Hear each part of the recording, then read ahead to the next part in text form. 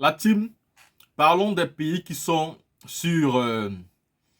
aujourd'hui dans la zone PPTE. Nous avons vu des personnes passer sur Live TV, voulant comme ça décrédibiliser l'opinion et, et le FMI. Ils ont essayé de nous faire comprendre que oui, la Côte d'Ivoire d'Alassane Ouattara n'est pas dans le PPTE. Et c'est malhonnête. C'est malhonnête de tout le temps chercher à désinformer les populations qui ont juste besoin d'informations. Nous qui sommes dans l'opposition, nous qui luttons contre le gouvernement d'Alassane Ouattara et sa mauvaise politique, sa politique d'endettement, nous devons alors d'éclairer l'opinion. Il y a donc une liste des pays qui sont asphyxiés financièrement et qui ont besoin d'aide, qui sont donc classés aujourd'hui dans la zone PPTE. Et la Côte d'Ivoire fait partie de ces pays. Je vais vous présenter ici non seulement la vidéo du monsieur, laissez-moi vous donner le nom. Il est nécessaire de regarder le nom pour être sur la même longueur d'onde parce que il est important quand même de dénoncer ce genre de chroniqueurs qui passent sur les chaînes de télé. Et sur ces chaînes de télé-là, ils passent le temps à désinformer les populations, à désinformer l'opinion nationale juste en la faveur d'un seul candidat.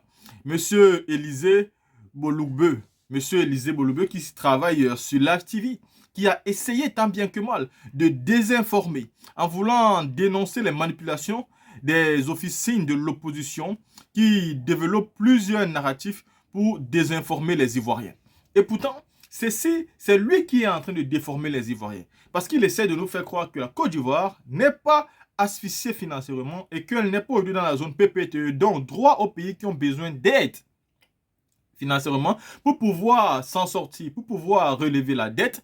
Il a tout faux. Maintenant, nous allons vous montrer une autre vidéo où on vous montre et on vous cite les pays qui sont dans la zone PPTE, compte tenu, bien évidemment, des renseignements, compte tenu, bien évidemment, des renseignements du site officiel du FMI qui va donner tous les détails par rapport à ces pays qui sont dans la zone PPTE. La team, allons-y voir ici là la vidéo qui dénonce les manipulations des chroniqueurs qui travaillent pour le régime RHDP. Écoutons ensemble. Élisée Boloubeu, quel est votre regard sur cette situation? Bon, je note déjà dans l'intervention de certains de mes prédécesseurs qu'on est sorti en fait du débat. C'est-à-dire que ce qui a été planté comme débat était de savoir est-ce qu'aujourd'hui effectivement on est convaincu qu'on a l'initiative PPTE ou on ne l'est pas. C'était le sujet. Voilà, donc après on pourra épiloguer sur autre chose. On pourra épiloguer sur autre chose. Et sur cette action, je pense que la pédagogie a été suffisamment faite, en tout cas depuis quelques jours. Mais on peut toujours revenir encore pour expliquer aux Ivoiriens, parce que c'est important quand même d'informer les Ivoiriens.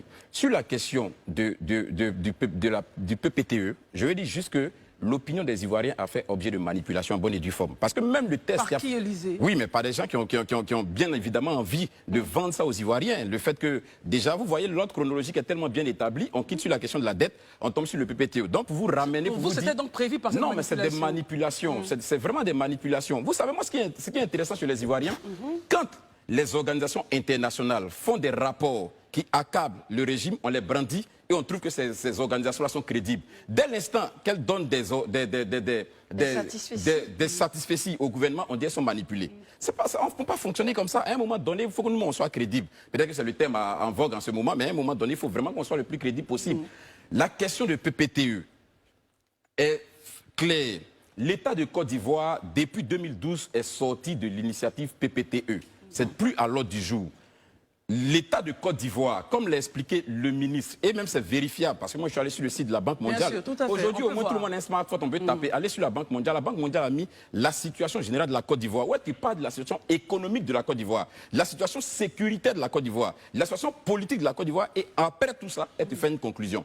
Et sur la base de la conclusion de la Banque mondiale, à qui on attribue ce qui a été publié justement et qui dirait que la Côte d'Ivoire est PPTE, la Banque mondiale est formelle là-dessus, sur l'économie ivoirienne. Aujourd'hui, en termes de chiffres macro, il n'y a rien à dire. C'est-à-dire, honnêtement, on ne peut pas dire que tout est parfait, mais vraiment, la Côte d'Ivoire a travaillé sur cet aspect. C'est vrai qu'aujourd'hui, comme la Banque mondiale a rêvé, et nous tous on le relève ici, c'est la distribution et la répartition de la richesse qui est problématique. Sinon, si c'est la question de la richesse, la Côte d'Ivoire s'enrichit. Parce que c'est bien beau de dire aujourd'hui qu'on a 33 000 ou bien 25 000 milliards de dettes. Mais dites-nous, on a combien de pourcentage d'enrichissement aujourd'hui du PIB? Quand on était, c'est la vraie question, quand on était à 3 000 milliards de francs CFA de dette, ou quand on était à 6 000 milliards de francs CFA de dette, on avait combien de milliards de PIB? Qui est la richesse en fait intrinsèque du pays. On était à combien? Quand on a 8 000 milliards de francs de dette, on était à 12 000 milliards de PIB. Aujourd'hui, on est à 25 000 milliards, on est à 52 000 milliards de PIB. Ça veut dire autant on s'endette, autant on crée la richesse. Et une chose importante, on va terminer, Lizzie. On va terminer dessus. La richesse, on la crée comment? On la crée sur la base de l'investissement. Donc aujourd'hui, là, on a découvert des champs pétroliers. L'objectif aujourd'hui, c'est que... De l'or aussi également à Cadiz. Et voilà, des minéraux. L'objectif aujourd'hui, c'est de faire en sorte que d'ici quelques années, déjà le risque de surendettement est jugé modéré, mais vraiment de le réduire au maximum et de créer plus de richesses parce qu'on en a besoin. Tout n'est pas rose, moi je le dis honnêtement. Mais une chose est importante de dire, la Côte d'Ivoire, et ça tout le monde est unanime là-dessus, que ce soit l'institution internationale ou le gouvernement ivoirien ou même les opposants, savent qu'aujourd'hui, honnêtement, de leur position, ils sont assis, que la Côte d'Ivoire n'est pas éligible à l'initiative PPTE. C'est important que tout le monde l'entende. Merci beaucoup, Élisée. Herman. Vous êtes méchants. En réalité, les politiciens de ce monde-là sont des méchants. Bonjour à tous. Il y a un tollé qui s'est levé autour de l'endettement de la Côte d'Ivoire. Il y a également que des discours portant sur la réintégration de la Côte d'Ivoire au rang des pays PPTE, c'est-à-dire des pays pauvres et très endettés. Alors, il s'est enflé tout un discours autour de cette réalité-là, qui est parti du tweet de Madame Jeannette Mallet, voilà, datant du 12 mai. Alors, quelle est la réalité? La Côte d'Ivoire est-elle à nouveau devenue un pays PPTE ou pas? Voilà. Et moi, je suis allé sur le site de la Banque mondiale pour voir la réalité, tout comme vous voyez comme moi. Lisons ensemble. Initiative en faveur des pays pauvres et très endettés, PPTE. Soulager les pays les plus pauvres du monde du fardeau de la dette ingérable.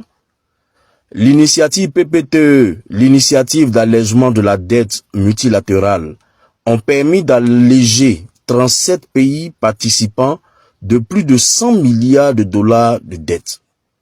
À ce jour, 37 pays, dont 31 en Afrique, bénéficient d'un allègement de dette auquel ils étaient éligibles dans le cadre de l'initiative PPTE et de l'IADM. Mais il reste des défis à relever pour garantir que le fardeau de la dette ne revienne pas à des niveaux insoutenables.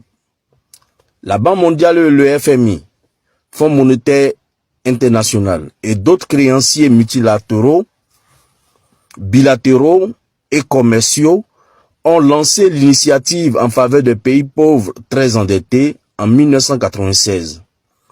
Le programme a été conçu pour garantir que les pays les plus pauvres du monde ne soient pas submergés par des difficultés ingérables ou un fardeau de la dette insoutenable. Il réduit la dette des pays répondant à des critères stricts. Les pays suivants, écoutez très bien, c'est là que ça devient intéressant, les pays suivants ont rempli les conditions requises pour bénéficier d'un allègement de dette au titre de l'initiative PPTE et de l'IADM. Les pays suivants, donc les pays que je vais citer maintenant, que vous voyez sur votre écran, ces pays-là ont rempli les conditions pour être classés parmi les pays et les PPTE. Donc vous voyez le tableau, vous avez pays, document de point de décision, vous avez document de point d'achèvement. Alors, les pays sont là.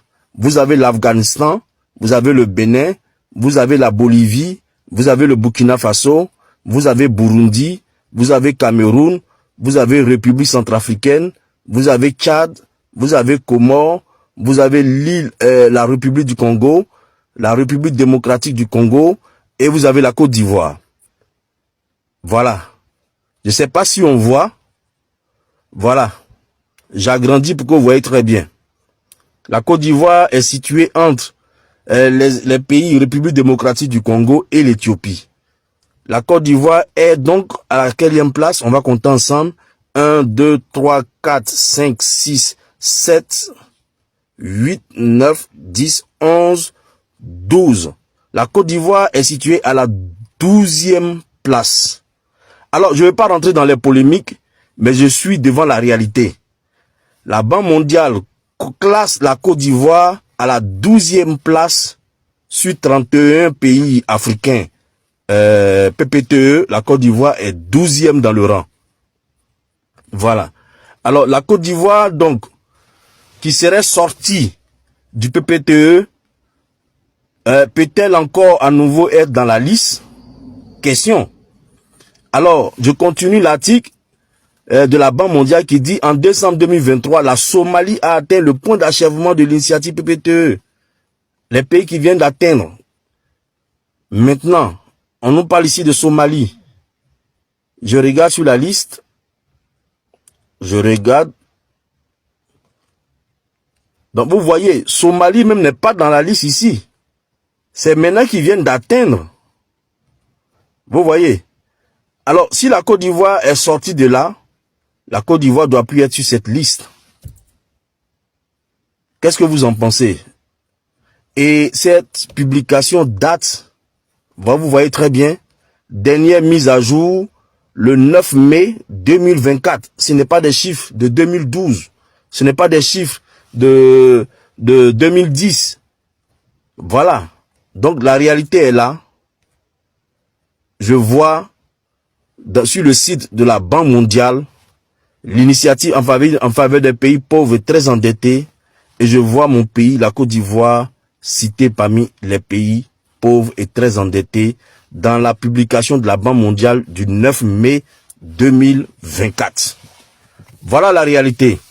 Alors, nous avons dit que si la Côte d'Ivoire ne prenait garde, nous allions donc retomber dans le PPTE au vu de l'endettement dans lequel nous étions. Nous avons donc prévenu, nous avons donc averti, nous avons donc lancé la lettre pour dire que si la Côte d'Ivoire ne produit pas, si nous ne passons pas à la transformation locale de nos matières premières pour produire sur place, si nous continuons à prendre des dettes pour faire des routes, eh bien, nous allons finir par redevenir PPTE et avec des conditions encore plus difficiles qu'avant. D'ailleurs, dans le Conseil des ministres du 8 mai dernier, la Côte d'Ivoire a ratifié donc l'accord pour la facilité auprès de la BAD qui met à la disposition de la Côte d'Ivoire un arsenal juridique et un soutien juridique pour permettre à la Côte d'Ivoire de discuter avec ses créanciers, les vautours. Voilà. Alors, c'est ça. Si la Côte d'Ivoire n'a pas de problème de dette, la Côte d'Ivoire ne peut pas s'engager à prendre cet arsenal juridique, à ratifier cet arsenal juridique, à demander à la BAD de soutenir pour la discussion auprès de ses financiers vautours. Voilà la réalité. Et je pense que le moment est venu qu'on arrête de nous prendre comme si nous étions à la maternelle. Voilà, nous avons grandi. Donc prenez-nous comme tels, dites-nous la vérité et on saura apprécier. Merci. Alors, je pense également que c'est le moment pour nous de parler de notre vision, la vision nationale commune qui pourrait permettre à la Côte d'Ivoire d'être vachement riche. Merci.